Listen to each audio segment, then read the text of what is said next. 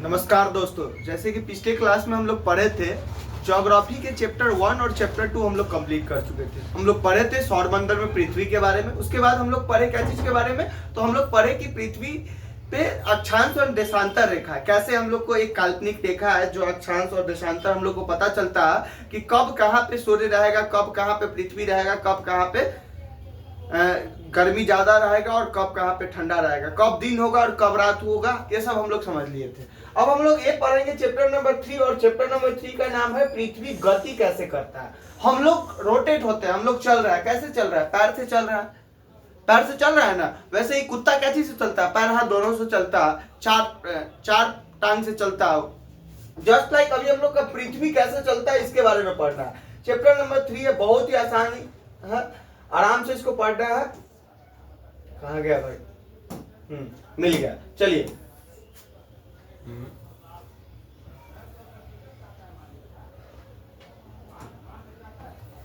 ठीक है, आइए यहां से इसको ऐसे पकड़िए और ऐसे धागे खींच दीजिए। ठीक है, ये क्या हो गया?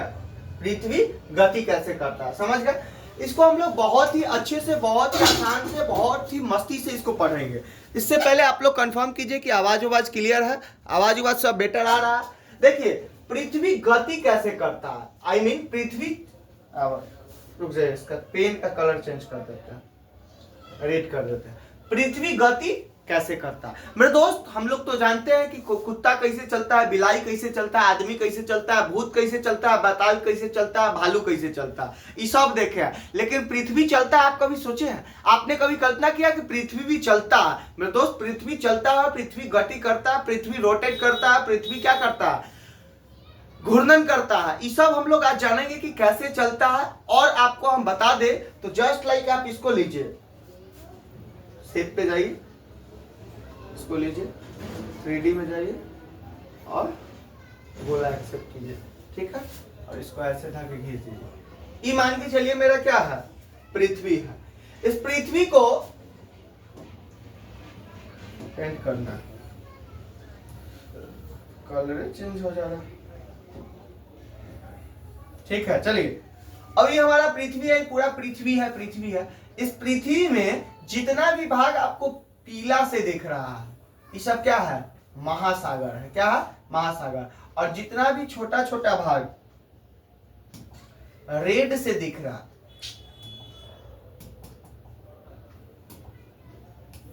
हाँ रेड से दिख रहा है, यही हम लोग का देश है। और ये पूरा पृथ्वी पर 216 गो देश है, छोटा बड़ा, बड़ा छोटा, छोटा बड़ा, ये टोटल 216 गो देश है। और जितना भी खाली जगह है वो क्या हो गया? हम लोग का महासागर हो गया। जस्ट लाइक आप ऐसे समझिए कि आप लोग कभी द्वीप देखे हैं? द्वीप आप सुने होइएगा, लक्षद्वीप आप सुने होइएगा, मालद्वीप आप सुने होइएगा, न जाने क्या क्या द्वीप।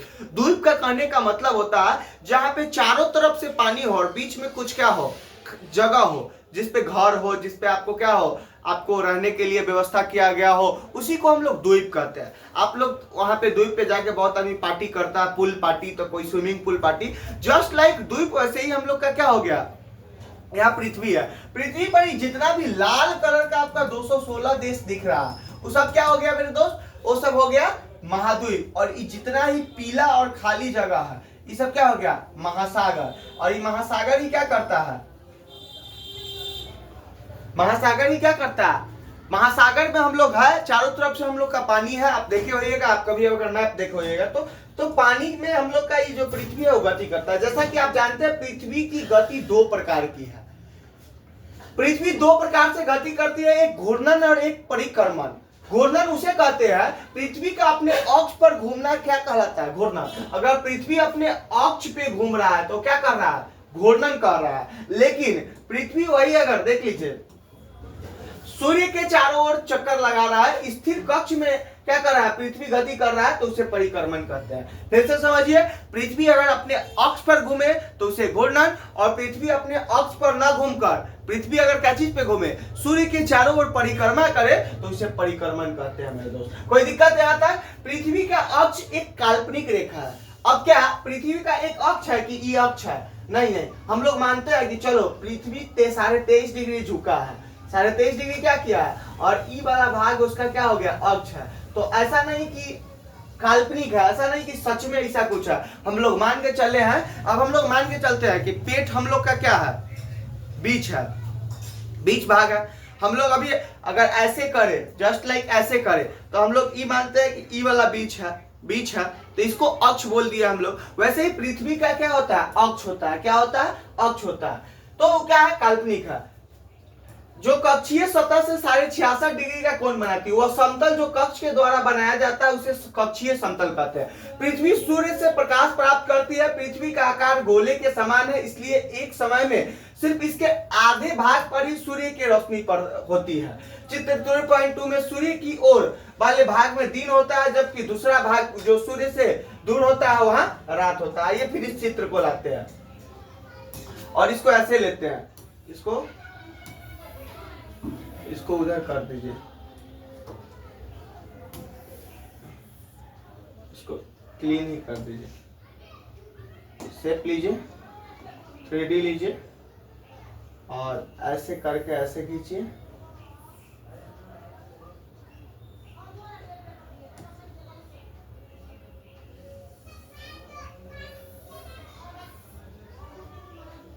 इसको हमको पेंट करना है।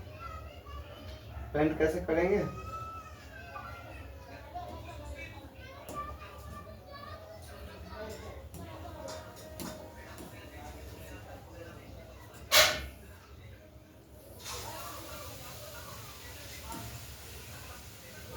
चलिए ऐसे हम लोग को मान के चलिए कि हम लोग का पृथ्वी है और पृथ्वी ऐसे है। इसको दो भाग में, ये पृथ्वी हो गया, इसको दो भाग में बांट दीजिए। इधर सन है, सन से क्या जाएगा, प्रकाश जाएगा।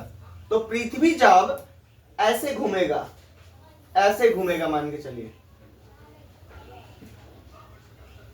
ऐसे,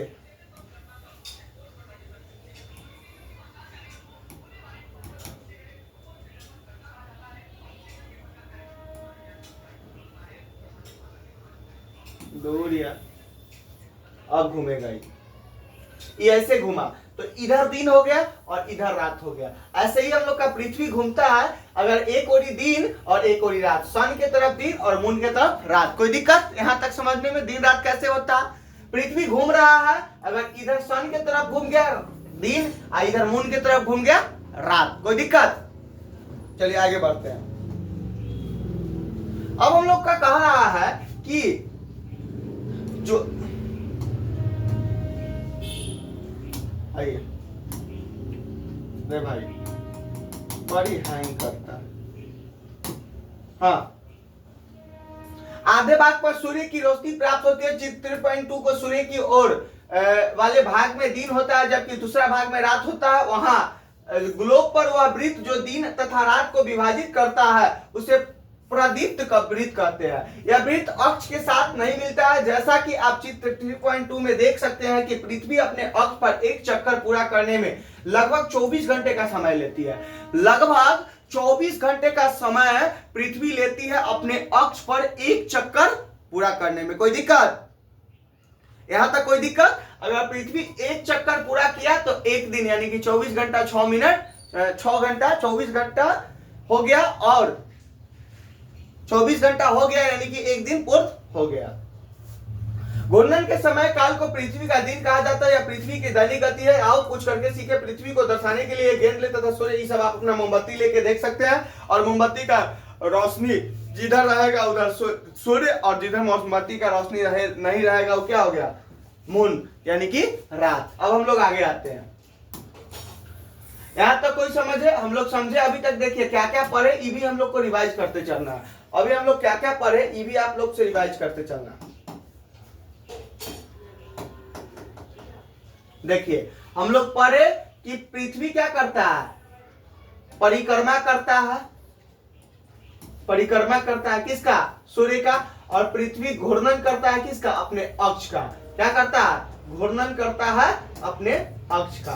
कितना दिन में, 24 आवर्स में एक बार। कोई दिक्कत अभी तक, अभी तक किसी को कोई दिक्कत नहीं। अब देखिए हम लोग का क्या आ रहा है अगला टॉपिक।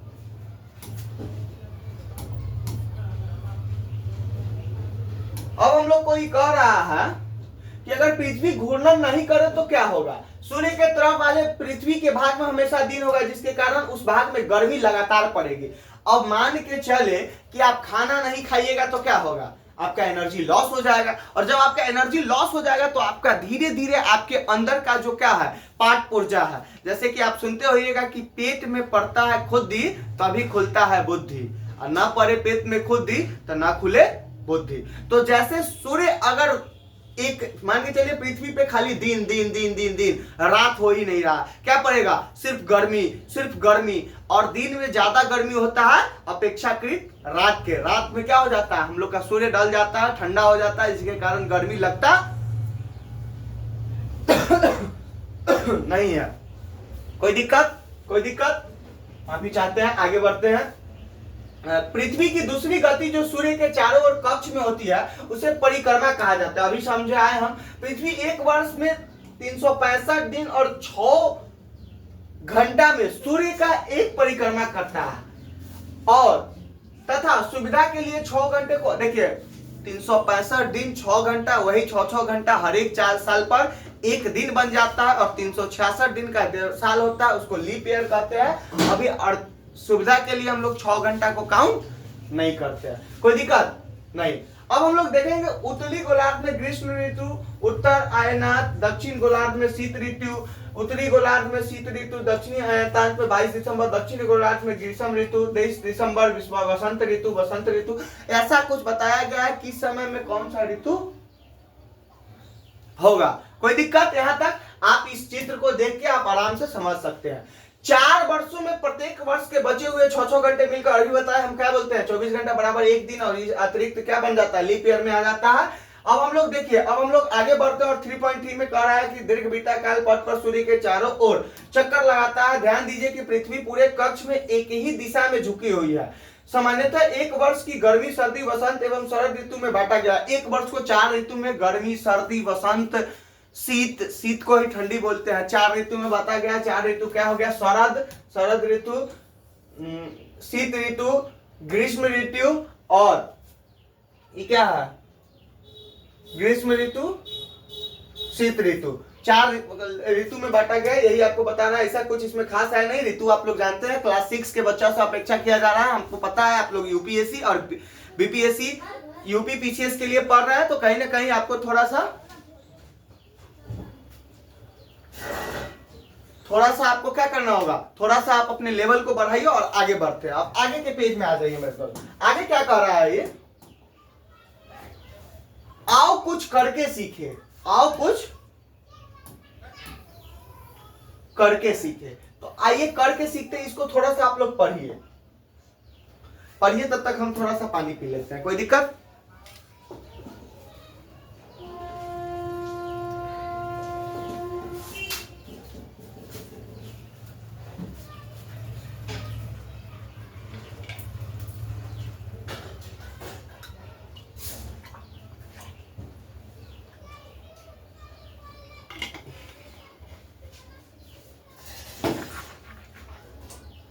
आए, क्या आप जानते हैं कि एक दीर्घ वृत्त कैसे बनाया जाता है? दीर्घ वृत्त का मतलब होता है कि देख लीजिए, ये दीर्घ वृत्त बना है। कौन वृत्त?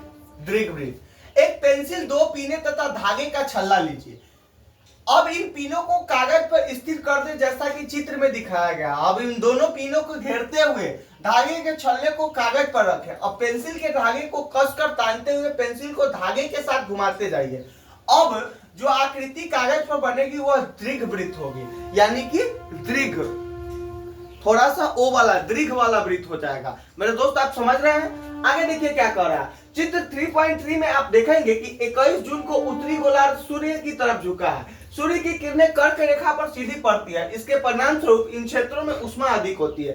21 जून को उत्तरी गोलार्ध सूर्य की तरफ झुका होता है, जिसके कारण गर्मी ज्यादा पड़ता है, और सूर्य की किरणें कर्क रेखा पर सीधी पड़ती है, और इसके कारण ऊष्मा अधिक प्राप्त होता है, और गर्मी हम लोग को लगता है कब? 21 जून को। हम लोग को सबसे ज्यादा गर्मी कब लगेगा? 21 जून को।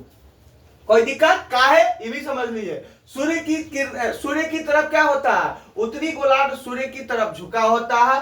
सूर्य की किरणें कर्क रेखा पर सीधी पड़ती है, ये कर्क रेखा है और इस पे सूर्य की किरणें पूरा एकदम सीधा पड़ रहा है। तो इस पे सीधा पड़ने के कारण क्या होता है, गर्मी उष्मा अधिक होती है और जिसके कारण हम लोग को गर्मी लगती है। ध्रुवों के पास वाले क्षेत्रों में कम उष्मा प्राप्त होती है क्योंकि वहां सूर्य की किरणें तिरछी पड़ती है।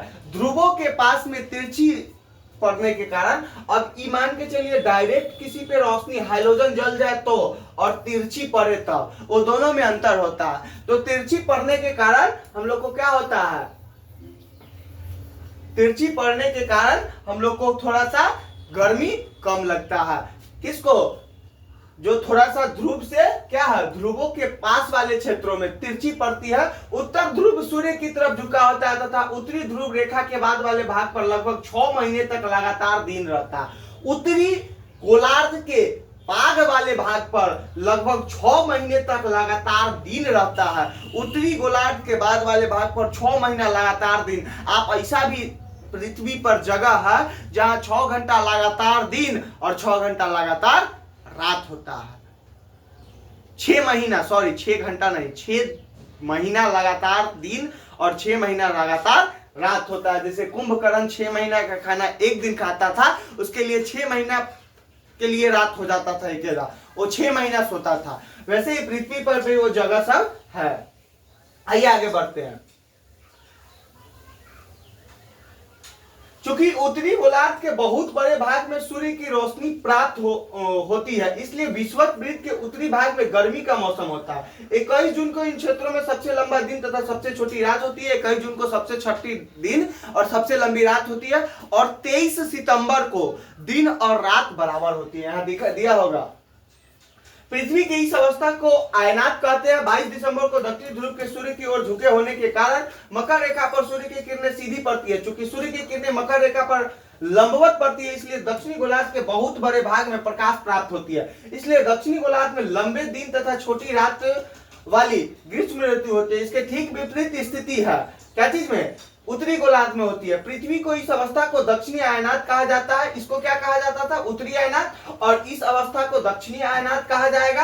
अब देखिए, ऑस्ट्रेलिया में ग्रीष्म ऋतु में क्रिसमस का पर्व मनाया जाता है, जबकि 21 मार्च एवं 23 सितंबर को सूर्य की किरणें विषुवत-वृत्त पर सीधी पड़ती है। इस अवस्था में कोई भी ध्रुव सूर्य की ओर नहीं झुका होता है, इसलिए पूरी पृथ्वी पर रात एवं दिन बराबर होता है। कब, 23 सितंबर को। 23 सितंबर को क्या कर रहा है, सूर्य की किरणें विषुवत-वृत्त पर सीधी पड़ती है। इस अवस्था में कोई भी ध्रुव सूर्य की ओर नहीं झुका होता है। सूर्य की ओर कोई भी पोल जो है, ध्रुव, वो झुक नहीं रहा है। इस कारण से 23 सितंबर के दिन और रात बराबर होती है।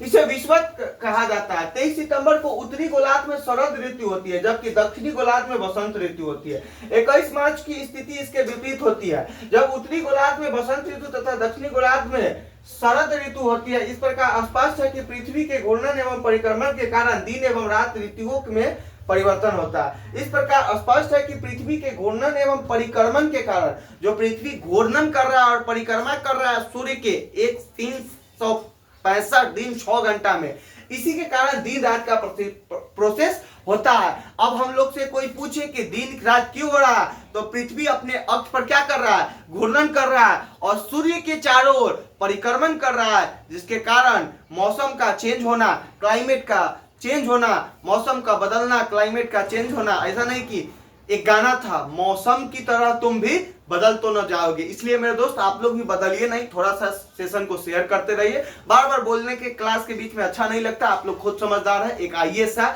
आपके अंदर सेवा भाव खुद होना चाहिए। आप बीपीएससी यूपीएससी का तैयारी करते हैं, तैयारी करने के पीरियड में ही आपके अंदर वो झलकना चाहिए, आपके अंदर वो रुतबा होना चाहिए, आपके अंदर वो जज्बा होना चाहिए, आपके अंदर वो लगन होना चाहिए कि हम किसी को हेल्प करें, हम किसी को सेवा करें, क्योंकि आप सिविल सेवा में जा रहे हैं, आप समाज सेवा में जा रहे हैं, इसलिए आपके अंदर सेवा भाव, आत्मनिर्भर अपने आप होना चाहिए। आगे बढ़ते हैं। समाज का दिन रात क्यों होता है, ये कुछ दिया हुआ था, ये पढ़ लीजिए। आओ कुछ करके सीखे, ये आप देख लीजिएगा। पृथ्वी के झुकाव को समझने के लिए मैदान पर एक बहुत बड़ा दीर्घवृत्त बनाइए तथा छड़ी में लगा हुआ एक झंडा लीजिए। दीर्घवृत्त वाली रेखा पर कहीं भी खड़े हो जाइए। वहां से दूर स्थिति किसी वृक्ष के सबसे ऊपर हिस्से से किसी बिंदु की ओर झंडे को दिखाइए। अब झंडे को उसी स्थिर बिंदु पर दीर्घवृत्ता पर चले। इसी प्रकार पृथ्वी का अक्ष हमेशा एक ही स्थिति में झुका हुआ रहता है। पृथ्वी के परिक्रमा तथा पृथ्वी के अक्ष के निश्चित दिशा में झुके होने के कारण ऋतु परिवर्तन होता है। कोई दिक्कत नहीं। अब हम लोग का ये चैप्टर हो गया खत्म। बड़ा छोटा चैप्टर था भाई, चैप्टर खत्म हो गया ना। 21, 22। अब हम लोग का कुछ क्वेश्चन है, देखते हैं बनता है कि नहीं।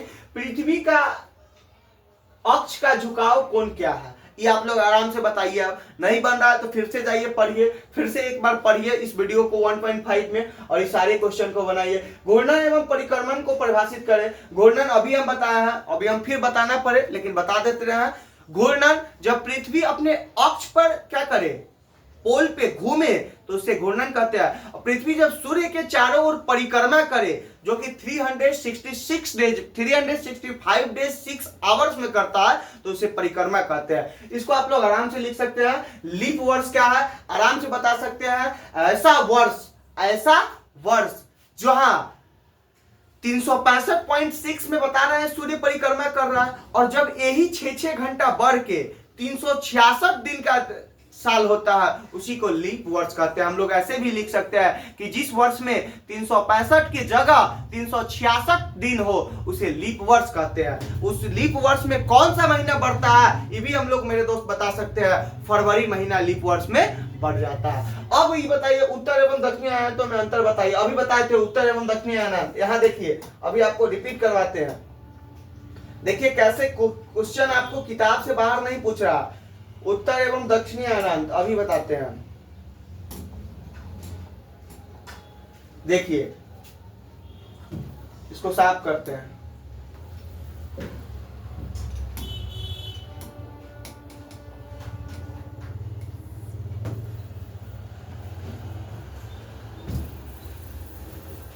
देखिए दक्षिणी आयन और उत्तर आयनांत। उत्तर आयनांत पूछे तो क्या कहेंगे कि 6 महीने तक, यहाँ देखिए विषुवत के उत्तरी भाग में गर्मी का मौसम होता है।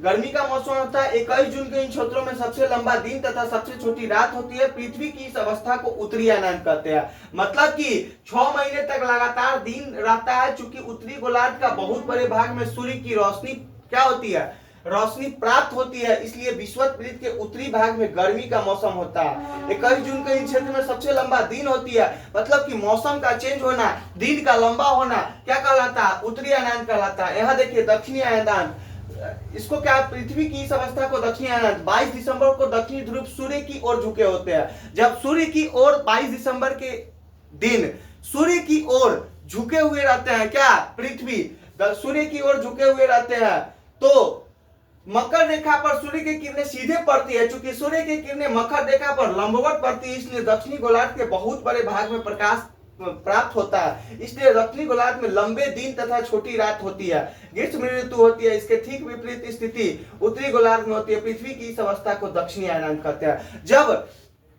क्या हो लंबे, यहाँ पे देखिए यहाँ क्या कह रहा है कि उत्तरी गोलार्ध में गर्मी का मौसम होता है, तो क्या कहेंगे, उसे उत्तरी आयनांत कहेंगे। और दक्षिणी गोलार्ध में बहुत बड़े भाग पर प्रकाश प्राप्त होती है, इसलिए दक्षिणी गोलार्ध में लंबे दिन तथा लंबे रात होती है, इसे दक्षिणी आयनांत कहेंगे। Question complete.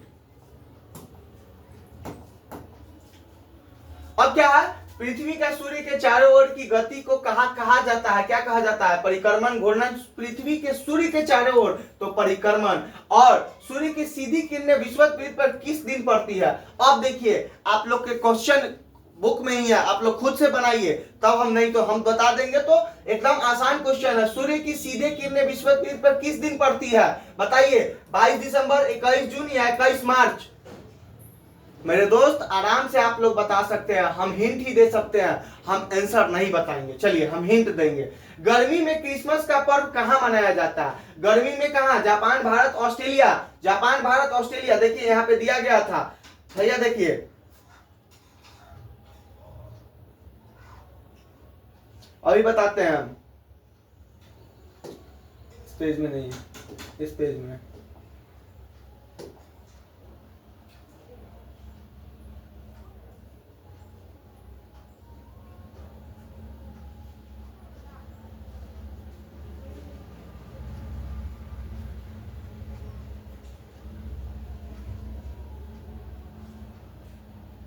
आप लोग खोजिए, कभी हम पढ़ाए थे। हाँ, गर्मी में देखिए, ध्यान दीजिए कि पृथ्वी पूरे कक्ष में एक ही दिशा में झुकी हुई है। सामान्यतः अभी हम बताए थे, हम अभी खोज के भी बताएंगे आपको। कोई पेज मिसिंग है क्या? हाँ, क्रिसमस देखिए,